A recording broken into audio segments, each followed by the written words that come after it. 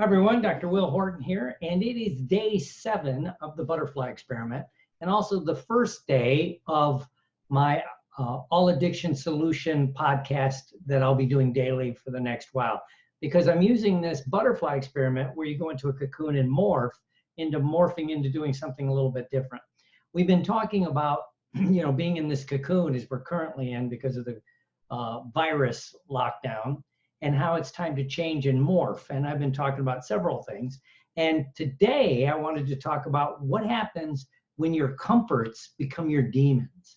And this is really prevalent in a time like this. And what do I mean by that? Well, it ties into addictions, of course, but you might have some things that are your comforts that may not reach the level of addiction, but it brings you comfort, whether that's having a sweet, eating a little bit extra, you have your comfort foods, having a drink or two, smoking a joint, whatever it happens to be, that is a comfort, and there's nothing wrong with that.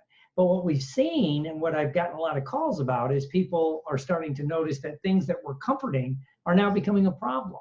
That a little bit of ice cream every once in a while after a tough days turned into, half a gallon of Haagen-Dazs every 2 days. You got to run back to the store, or your one cocktail at night, maybe every other night, has turned into several because of the stress, because of the cumulative. There's no place to go and there's nothing to do. And food overall becomes a big one with that, because you're under stress, so you're looking for anything that'll make you feel comfortable. And so you've watched all the Netflix things.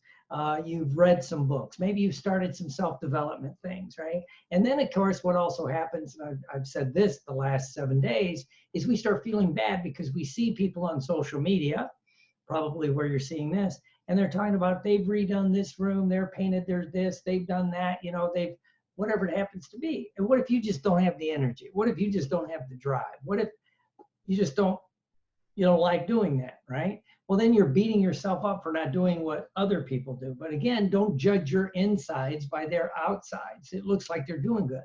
Maybe that's their only escape from the stress, from the tension that they're going through, is to be busy doing stuff like that. Other people, like I say, they'll escape into, binge watching something on Netflix or Amazon, or, reading a book, becoming lost in the internet, whatever it happens to be. Or maybe drinking too much, maybe eating too much, maybe, escaping into pornography, whatever it happens to be. And a big one, and I've gotten some calls about that, is the social media addiction that's going on the rise, because, we're locked down. We're basically under house arrest, right? So you're trying to do things to connect to people. So you're playing on Facebook, you're doing this, and it becomes addictive. Even if you're one of the ones working from home, it becomes easy to click over and see what's going on. So what happens when that becomes an addiction, right? In fact, I've created a whole program I'll be re-releasing very soon on, social media addiction, especially for those of us that have to use social media. That's a little bit different. A lot of people say, like, alcohol, drugs, even like your, pornography or a lot of things, sugar, you could just cut out if you had to.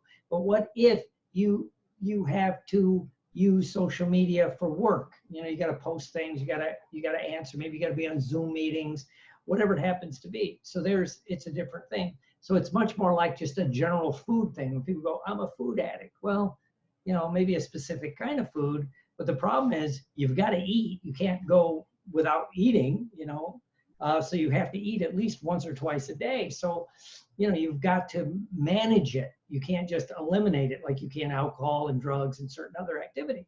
So gambling, things like that. So we'll be talking about that. So what happens though, when something that was usually comforting to you, that treat that you would have maybe, after a tough day, or after, you hit a milestone working out, things like that, you'd have a little treat, whatever it happens to be. And then, but now it's like become too much, too often. So now it's a problem. Maybe it hasn't hit the clinical addiction part of it yet, but you see the damage on the horizon if you don't stop. How many people have gained a lot of weight in this lockdown environment, right? Because can't go to the gym. Many people are afraid to just go outside and walk.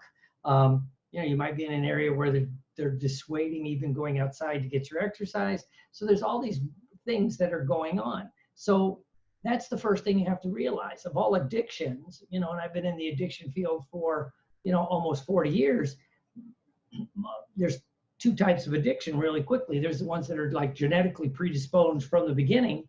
That's the ones, especially for things like alcohol or drugs. They can tell you the first time they drank or got high, it felt great, it felt normal, and they were almost instantly addicted. But then for the most people, it was a gradual process. And for years, it was your comfort. It's what helped you relax. It's what, you know, it was the answer to the problem. And then it became the problem. So what happens when the comfort becomes a demon? What happens when the answer becomes the problem? You know, then you need to begin to look at what you're going to do to get rid of it. And so that's the other thing we're seeing happen on the negative side of this, you know, cloistered environment of being in a cocoon of lockdown while the virus is going on. So what can we do? That's what we'll be talking about over the next few days. But are you having any areas where things that used to be comforting are now becoming a problem? If so, first step is realizing it. Like, I need to rein this in. I need to confront this. I need to look at that. You know, the first step to in addressing any problem is admitting it might be a problem. You know, and one way is, do you know you have a problem? Are you doing it when you say you're not going to do it? That's the number one thing. You know, I'm not going to do this today, and then you're doing it. So I just wanted to put that out there today on day 7 of the Butterfly Experiment, day 1 of the all addiction solution. You know, so we can begin to morph into doing different things. And we'll do a couple more general ones, and then every day I'll give you a little technique or a tip to help you overcome these things. So until we see you tomorrow on day 8, I hope I see you on the road to happy destiny. Have a great day.